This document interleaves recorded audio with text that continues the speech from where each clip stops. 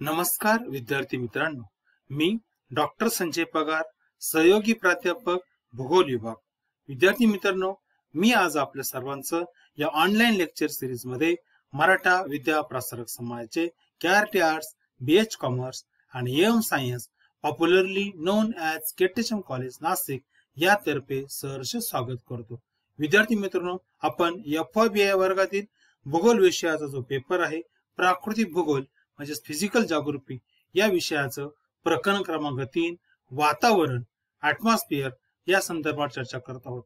मागील तासाला आपण या प्रकरणातील वाऱ्याचे प्रकार जे आहेत यावर सविस्तर चर्चा केली. विद्यार्थी मित्रांनो, आज आपलं या विषयाचं व्याख्यान क्रमांक 31 आहे आणि यामध्ये आपण आपलं जे तिसरं प्रकरण जे आहे वातावरण यामधील सर्वात महत्वाचा मुद्दा जो आहे वृष्टीचे रूपे व प्रकार याचा भाग क्रमांक 1 आपण बघणार आहोत.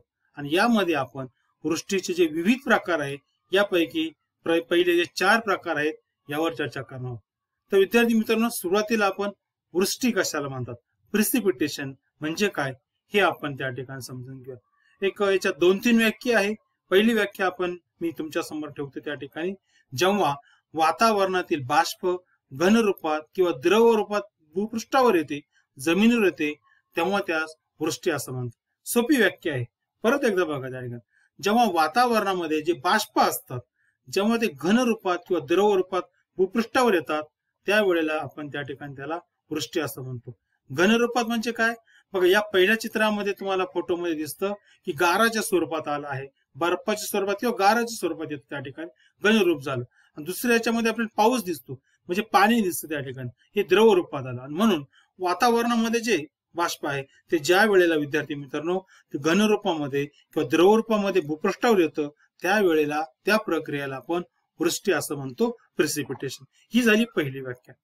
दुसरी व्याख्या बघा, वातावरणातील बाष्प पृथ्वीच्या पृष्ठभागावर किंवा आकाशात दृश्यमान होण्याच्या क्रियेला वृष्टी असं म्हणतात. त्या ठिकाणी दृश्यमान किंवा जे आपल्याला दिसतं प्रत्यक्ष त्या ठिकाणी, मग ते पावसाच्या माध्यमातून असेल त्या ठिकाणी किंवा घनरूपाच्या गारांच्या माध्यमामध्ये असेल, ज्या वेळेला वातावरणामध्ये जे बाष्प आहे हे आपल्याला भूपृष्ठावर किंवा अवकाशामध्ये आपल्याला दृश्यमान स्वरूपात दिसतं त्यावेळेला त्याला आपण वृष्टी असं म्हणतो.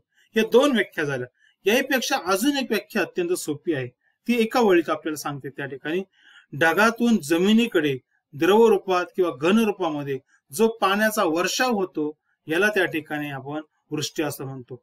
आता पाण्याचं म्हणजे पाणी आहे, परत या ठिकाणी तोच अर्थ येतो त्या ठिकाणी की आपल्या आजूबाजूला जे वातावरणामध्ये जे पाणी आहे मग ते ज्या वेळेला घनरूपात असेल किंवा द्रव रूपात असेल, ज्या वेळेला ते जमिनीवर येतं त्यावेळेला त्या प्रक्रियेला आपण वृष्टी असं म्हणतो. म्हणून पहिली व्याख्या महत्वाची आहे, तिसरी व्याख्या, सर्वच व्याख्या महत्वाची आहे, परंतु मला वाटतं पहिली व्याख्या आणि तिसरी व्याख्या तुम्हाला सहज समजेल. हे झालं त्या ठिकाणी वृष्टी. आता यानंतर वृष्टीचे रूपे आहेत. आता ज्या वेळेला जरी मी त्या ठिकाणी म्हटलो की घन रूपामध्ये किंवा द्रव रूपामध्ये जमिनीवर हे बाष्प येतं, त्या ठिकाणी वातावरणातील बाष्प येतं, याला आपण वृष्टी म्हणतो. पण याची रूप जर बघितली आपण तर वेगवेगळ्या प्रकारे आपल्याला वृष्टी जी आहे ती आपल्याला या वातावरणामध्ये भूपृष्ठावर वेगवेगळ्या ऋतूमध्ये दिसत असते. आता बघा त्या ठिकाणी पहिलं जे आहे दव हा वृष्टीचा सर्वात महत्वाचा प्रकार आहे. दुसरा महत्वाचा प्रकार आहे वृष्टीचा दैवर आहे त्या ठिकाणी. तिसरा महत्वाचा प्रकार आहे धुके आहे. चौथा महत्वाचा प्रकार आहे हिम. 5वा आहे राईम. 6वा आहे त्या ठिकाणी गारा. 7वा आहे त्या ठिकाणी स्लिट. 8वा आहे ढग. 9वा आहे पाऊस, पर्जन्य किंवा पाऊस. म्हणजे अशा प्रकारे विद्यार्थी मित्रांनो आपल्या वातावरणामध्ये जे बाष्प आहे ते आपल्याला या विविध प्रकारच्या विविध रूपाच्या माध्यमातून वृष्टीची ही जी रूप आहेत याच्या माध्यमातून आपल्याला वेगवेगळ्या ऋतूमध्ये अनुभवास मिळत असतं. आणि विशेषतः हे सर्व रूप आपल्याला आपल्या आजूबाजूला त्या ठिकाणी उन्हाळा असेल, हिवाळा असेल किंवा पावसाळा असेल, या तिन्ही ऋतूमध्ये आपल्याला यातील एक तरी प्रकार आपल्या अनुभवास येतो. विशेषतः विद्यार्थी मित्रांनो हिवाळ्यामध्ये आणि पावसाळ्यामध्ये ही जी रूपे आहे वृष्टीची रूप हे आपल्याला अधिक प्रमाणामध्ये दिसतात. तर आता आपण याचं प्रत्येक सर्व या भागामध्ये काही 4 आपण बघणार आहोत याची प्रमुख वृष्टीचे रूपे आणि पुढच्या भागामध्ये उरलेले आपण बघणार आहोत. आता चला आपण या 4 पैकी एक आपण सविस्तर चर्चा करूया. पहिला आहे वृष्टीचा प्रकार दव. आता बघा विशेषतः हिवाळ्यामध्ये विद्यार्थी मित्रांनो रात्र ही मोठी असते, दिवस हा त्या ठिकाणी छोटा असतो. बघा तुम्ही प्रत्येक ऋतूमध्ये बघा त्या ठिकाणी की बघा साधारण आपल्याला माहिती असेल की हिवाळ्यामध्ये बघा दिवस फार 7 वाजता, कधी 7:30 वाजता त्या वेळेला म्हणजे उजळतो किंवा आपण त्याला म्हणतो या सूर्योदय होतो त्या ठिकाणी.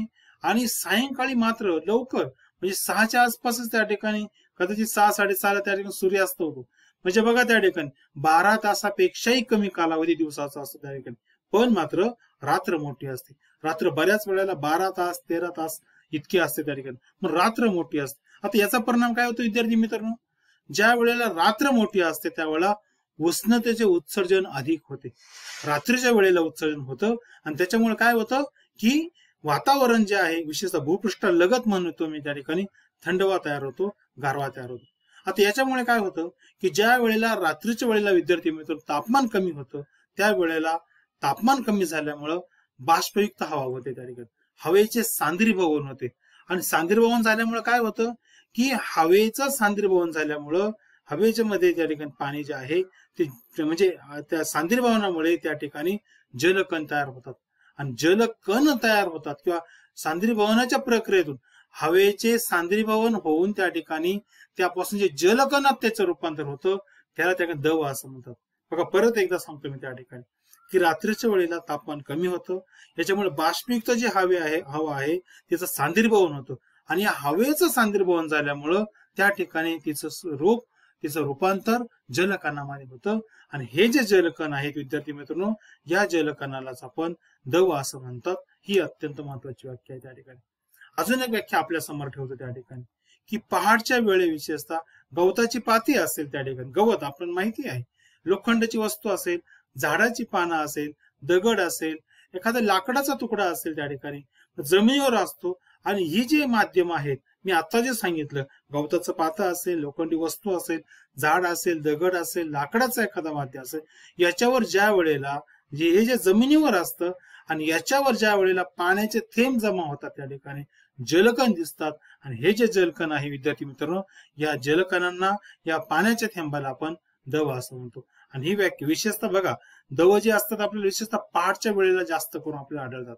म्हणजे या ठिकाणी व्याख्येमध्ये मी शब्द टाकलेला आहे पहाटच्या वेळी, म्हणजे गवताची पाती असेल, लोखंडी वस्तू असेल, झाडाची पानं असेल, दगड असेल किंवा अजून लाकूड असेल, याच्यावर हे जे जमिनीवर असतं याच्यावर ज्या वेळेला पाण्याचे थेंब किंवा जलकण त्या ठिकाणी दिसतात या जलकणांना आपण या पाण्याच्या थेंबाला आपण दव असं म्हणतो. ही सारी व्याख्या. आणि विद्यार्थी मित्रांनो परत एकदा सांगतो ही परिस्थिती आपल्याकडे विशेषतः हिवाळ्या ऋतूमध्ये पहाटच्या वेळेला दिसते त्या ठिकाणी.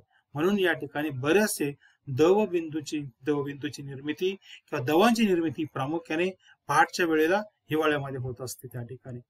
आता बघा विद्यार्थी मित्रांनो की ही परिस्थिती आपल्याकडे भारतामध्ये असेल किंवा जगामध्ये ज्या वेळेला जिथे हिवाळा ऋतू असेल त्या ठिकाणी दिसते. आता याच्यामध्ये बघा ही निर्मिती कशी होते की जमिनीलगतचं जे पाणी आहे आणि वनस्पतीच्या मध्ये सुद्धा काही पाण्याचा मात्रा असतो आणि याच्यातून बाष्प उत्सर्जन होतं त्या ठिकाणी, बाष्पीभवन होतं आणि या दोन्हीच्या माध्यमातून त्या ठिकाणी हवेमध्ये एका प्रकारे म्हणजे ते हवा बाष्पयुक्त हवा होते त्या ठिकाणी आणि सांद्रीभवन करण्यासाठी जे पाण्याचा मात्रा लागतो तो यापासून म्हणतो. म्हणजे जमिनीलगतचे पाणी त्याचं बाष्पीभवन होत असेल, वनस्पतीद्वारे बाष्प उत्सर्जन होत असेल, या दोन्हीच्या माध्यमातून हवेला त्या ठिकाणी दव निर्मितीसाठी जी पोषक परिस्थिती होते ती निर्माण होते. ही गोष्ट या ठिकाणी आपल्याला लक्षात ठेवायची आहे. आता दव हे पिकांसाठी अत्यंत उपयुक्त असतात. विद्यार्थी मित्रांनो कदाचित आपल्याला माहिती असेल त्या ठिकाणी की आपल्याकडे विशेषतः गहू असेल, हरभरा असेल यासारख्या पिकांना हे जे दव आहे या दवांमुळे एका प्रकारे पाणी मिळतं. म्हणून आपल्याकडं या दवांच्या माध्यमातून सुद्धा पिकाची वाढ आणि विकास होत असते. म्हणून आपल्या दृष्टिकोनातून दव हे अत्यंत महत्वाचे असतात त्या ठिकाणी. हा वृष्टीचा विद्यार्थी मित्रांनो पहिला आणि महत्वाचा प्रकार झाला त्या ठिकाणी. त्याच्यानंतर दुसरा महत्वाचा प्रकार आहे दैवर. आता बघा ज्या वेळेला दव निर्मित होते विद्यार्थी मित्रांनो त्यानंतर समजा दव निर्माण झाली अशी कल्पना करा आणि मात्र तापमान अधिक कमी झालं. जर तापमान गोठण बिंदूच्या 0.0पेक्षाही कमी झालं त्या ठिकाणी तर काय होतं, ते जे दव बिंदू आहे ते दव बिंदू गोठल्यामुळं त्यांचं रूपांतर विद्यार्थी मित्रांनो हिमकणात होतं आणि हे जे गोठलेले दव बिंदू असतात यालाच त्या ठिकाणी दैवर असं म्हणतो आपण त्या ठिकाणी. म्हणून व्याख्या अत्यंत महत्वाची आहे. परत एकदा मी सांगतो द्रवांची निर्मिती झाल्यानंतर तापमान जर गोठणबिंदूपेक्षाही कमी झालं असेल तर द्रवबिंदूचे हिमरूपात त्या ठिकाणी हिमकणात त्या ठिकाणी रूपांतर होतं आणि या प्रक्रियेलाच ठिकाणी दैवर असं म्हणतात. म्हणजे विशेषतः दैवर म्हणजे काय की द्रवबिंदूचे हिमकणात रूपांतर होणं आणि जे हिमकण जे आहे ते हिमकणांनाच आपण विद्यार्थी मित्रांनो दैवर असं म्हणतात. ही अत्यंत सोपी व्याख्या त्या ठिकाणी आहे.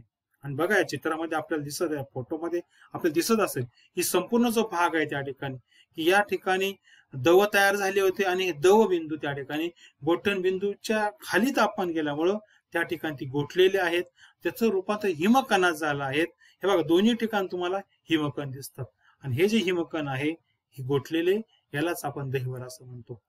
मात्र बघा की पहिल्यांदा आपण द्रव बघितलं त्या ठिकाणी द्रव हे पिकांसाठी अनुकूल असतं, उपयोगी असतं, पण दैवर मात्र विद्यार्थी मित्रांनो पिकांसाठी हानिकारक असतं.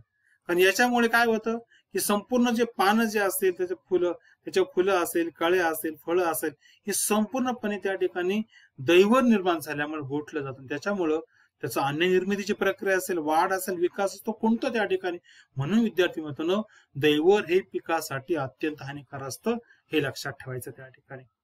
मात्र दैवर तयार होण्यासाठी काही पोषक परिस्थिती लागते, काही अनुकूल परिस्थिती असते. सर्वीकडे विद्यार्थी मित्रांनो आपल्याला दैवर निर्मिती दिसत नाही किंवा दैवर आढळत नाही. म्हणजे आपल्याला बघा आपल्याकडे हिवाळा जो असतो ऋतू असतो तो 4 महिने असतो. 4ही महिन्यामध्ये जरी आपली या महिन्यामध्ये त्या ठिकाणी रात्र ही मोठी असली तरी मात्र दररोज आपल्याला दैवर तयार झालेले दिसत नाही. कारण का त्यासाठी काही अनुकूल परिस्थिती लागते. आता ही अनुकूल परिस्थिती कोणती लागते किंवा कोणते घटक आहे की त्या घटकावर दैवर निर्मितीची प्रक्रिया अवलंबून असते. यातील पहिला घटक आहे रात्रीची वेळेचा विचार करतोय. रात्रीचं आकाश निरभ्र असेल त्या ठिकाणी, आभ्राच्छादित असेल तर त्या ठिकाणी काय होतं की उत्सर्जन होत नाही त्या ठिकाणी. पण निरभ्र जर आकाश असेल त्या ठिकाणी तर उत्सर्जन अधिक प्रमाणात होतं, लक्षात ठेवा त्या ठिकाणी. म्हणून ही महत्वाची गोष्ट आहे. दुसरं सापेक्ष आर्द्रता जी आहे ती जास्त पाहिजे. ती जर कमी असली तर विद्यार्थी मित्रांनो या ठिकाणी दैवराची प्रक्रिया पूर्ण होत नाही. म्हणून सापेक्ष आर्द्रता कशी पाहिजे, जास्त पाहिजे. आणि सर्वात महत्वाचं हवा ही शांत पाहिजे. हवा शांत असली तरच ती प्रक्रिया द्रवबिंदूचं रूपांतर हिमकणात होण्याची प्रक्रिया जी आहे चांगल्या प्रकार होत असते. पुढचं आहे रात्र मोठी पाहिजे. रात्र जर छोटी असेल तर याला जी या निर्मितीसाठी जी प्रक्रिया म्हणजे पूर्ण होण्यासाठी जो कालावधी लागतो तो कमी पडतो. म्हणून विद्यार्थी मित्रांनो या ठिकाणी रात्र काय पाहिजे, मोठी पाहिजे. सर्वात महत्वाचं उष्णतेचं जलद उत्सर्जन झालं पाहिजे. जर जलद उत्सर्जन झालं तरच त्या ठिकाणी गारवा निर्मिती होईल, त्या ठिकाणी थंडवा तयार होईल, वातावरणात थंडवा तयार होईल आणि विशेषतः बिंदूची दैवराची निर्मिती होण्यासाठी जी महत्वाची अनुकूल परिस्थिती लागते ती तयार होईल. आणि त्यासाठी आपल्याला काय पाहिजे, त्यावेळेला उष्णतेचं उत्सर्जन विद्यार्थी मित्रांनो अधिक झालं पाहिजे. आणि सर्वात महत्वाचं शेवटचं आहे की उष्णतेचं उत्सर्जन झाल्यानंतर या ठिकाणचं जे तापमान जे आहे ते गोठण बिंदूच्या पेक्षा खाली गेलं पाहिजे. तरच त्या ठिकाणी हिमकण जे आहे त्या ठिकाणी तयार होतात. म्हणजे द्रवबिंदूचं हिमकणात रूपांतर होतं. यासाठी सर्वात महत्वाचा घटक आहे तो म्हणजे गोठण बिंदूच्या खाली तापमान गेलं पाहिजे. वरचे सर्व घटक अनुकूल असले पण तापमान जर विद्यार्थी मित्रांनो गोठण बिंदूपेक्षा कमी झालं नाही तर त्याचा उपयोग होणार नाही. म्हणून हे सर्वात महत्वाची गोष्ट आहे की त्या ठिकाणी त्या रात्र जरी मोठी असली, सर्व घटक जरी अनुकूल असले, याच्यातील सर्वात महत्वाचा घटक आहे विद्यार्थी मित्रांनो तो म्हणजे गोठण बिंदूच्या खाली तापमान गेलं पाहिजे. तरच त्या ठिकाणी द्रवबिंदू जे आहे त्याचं हिमकणात रूपांतर होतं आणि दैवराची निर्मिती होत असते. म्हणून हे लक्षात ठेवायचं आहे विद्यार्थी. तिसरा महत्वाचा प्रकार आहे धुके, त्याला आपण फॉग असं म्हणतो. आता बघा यांची निर्मिती सुद्धा हिवाळ्यामध्ये जास्त होते. आता आपल्याला माहिती आहे हिवाळ्यात बऱ्याच वेळेला रात्रही मोठी असते आणि त्याच्यामुळं उत्सर्जन अधिक होतं. आता उत्सर्जन अधिक झाल्यामुळे काय होतं विद्यार्थी मित्रांनो की भूपृष्ठ जे आहे ते लवकर थंड होतं. आता भूपृष्ठ लवकर थंड झालं की काय होतं, त्याच्या जवळ जो हवेचा थर आहे, वातावरणाचा जो खालचा थर आहे तो सुद्धा लवकर थंड होतो. आणि थंड झाल्यामुळे काय होतं की भूपृष्ठालगतचे जे बाष्प जे आहे त्याचा सांद्रीभवन होतं. आणि बाष्पाचं सांद्रीभवन झालं की जे सूक्ष्म जलकण आहे ते हवेमध्ये तरंगू लागतात.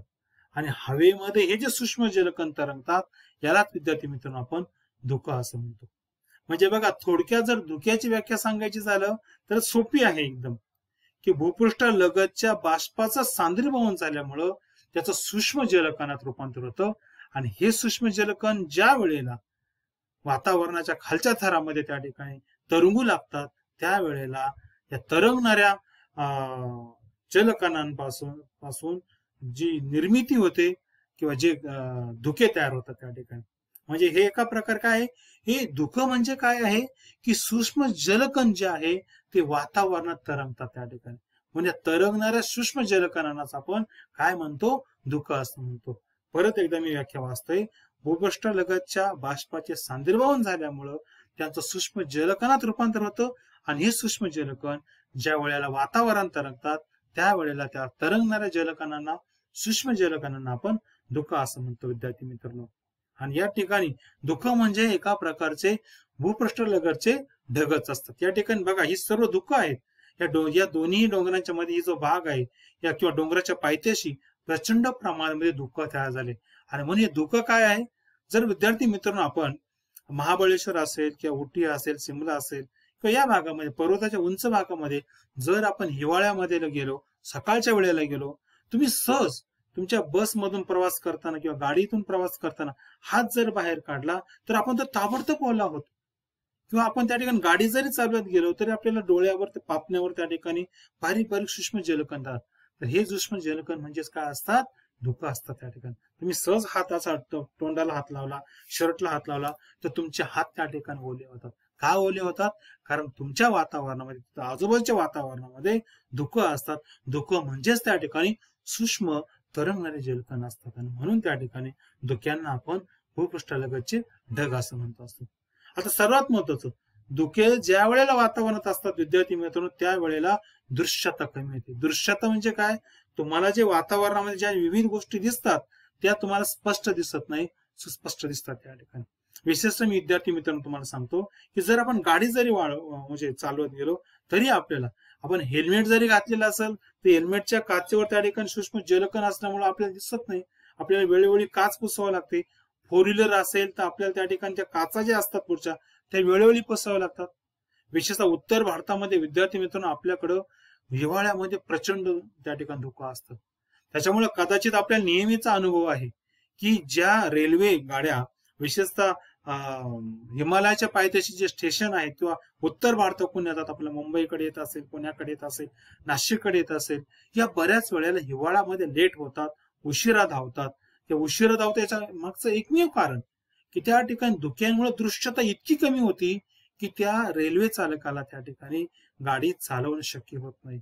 एरोप्लेन सुद्धा, हेलिकॉप्टर सुद्धा असेल किंवा विमानसेवा असेल, ही सुद्धा कधी कधी धुक्यांमुळे बंद पडते. किंवा घाटाच्या प्रदेशामध्ये टू व्हीलर, फोर व्हीलर चालवताना अपघात मोठ्या प्रमाणात होतात आणि म्हणून धुकं हे त्या ठिकाणी असलं तर विद्यार्थी दृश्यता कमी होते आणि त्याच्यामुळं प्रचंड प्रमाणामध्ये याच्यातून अपघात घडत असतात. आता बघा, दृश्यतेनुसार धुक्याचे 3 प्रकार पडतात. पहिलं दाट धुके आहे, दुसरं विरळ धुके आहे आणि तिसरं हलके धुके आहेत. हे 3 प्रकार त्या दृश्यतेच्या स्वरूपानुसार धुक्याचे 3 प्रकार पडतात. दाट धुके, विरळ धुके आणि हलके धुके असे 3 प्रकार त्या ठिकाणी विद्यार्थी मित्रांनो आपल्याकडे पडतात त्या ठिकाणी. आणि यानंतर यामध्ये अजून एक सांगतो त्या ठिकाणी की विशेषतः शहरी भागामध्ये ज्या वेळेला अशी धुके तयार होतात आणि तिथंच जर धूर असेल, धूर आणि धुके एकत्र झाले तर त्यापासून धुरके तयार होतात, ज्याला आपण स्मोक असं म्हणतो त्या ठिकाणी. आणि ही कॉमन आहे.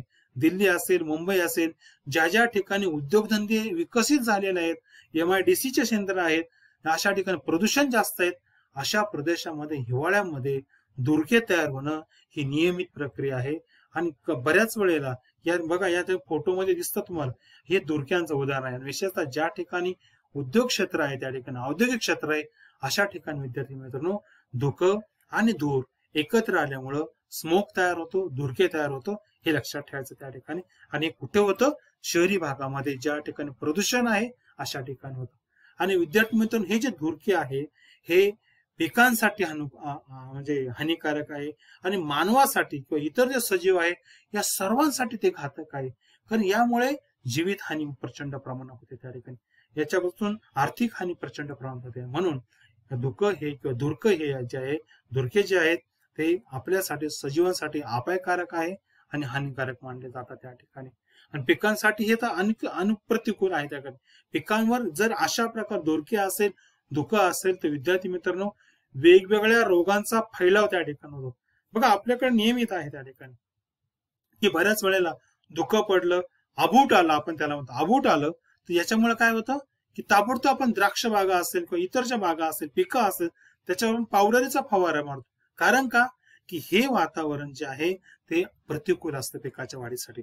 म्हणून आपण त्या काळामध्ये पिकांची काळजी जास्त घेतो. आपण वेगवेगळ्या प्रकारचे पावडर असेल किंवा वेगवेगळ्या प्रकारचे कीटकनाशक असेल किंवा आपण त्या ठिकाणी म्हणजे द्राक्षाचं किंवा इतर पिकांसाठी आपण योग्य प्रमाणे काळजी घेतो. त्या ठिकाणी पिकांचं किंवा पावडरचा त्या फवारा मारतो आणि त्या धुक्यांपासून त्या ठिकाणी आपण त्यांची काळजी करतो. म्हणून लक्षात ठेवायचं विद्यार्थी मित्रांनो की धुके असेल हे पिकांसाठी त्या ठिकाणी अपायकारक असतात किंवा प्रतिकूल असतात. त्या ठिकाणी त्याचा त्यांच्यावर विपरीत परिणाम होत असतो, हे लक्षात ठेवायचं. त्या ठिकाणी बघा इथं दिसतंय त्या ठिकाणी की या ठिकाणी पिकांवर त्याचा विपरीत परिणाम झालेला असतो.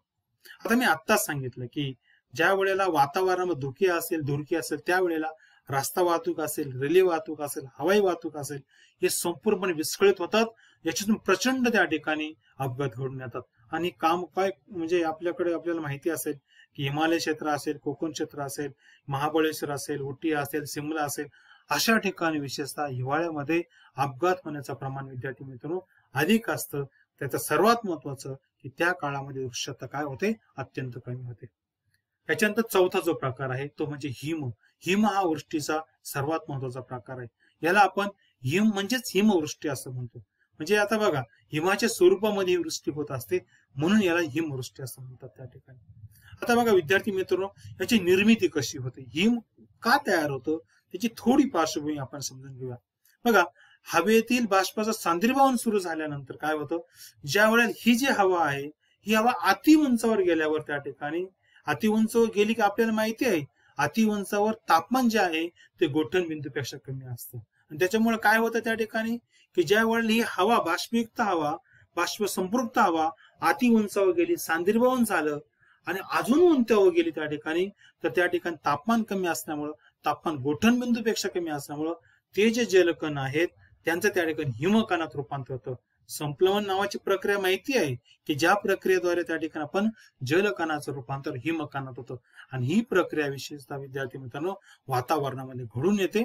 आणि मग याच्या नंतरची प्रक्रिया काय होते बघा की ज्या वेळेला अनेक हिमकण, छोटे छोटे जे हिमकण आहे ते एकत्र येतात आणि त्यांच्यापासून मोठा हिमकण तयार होतो.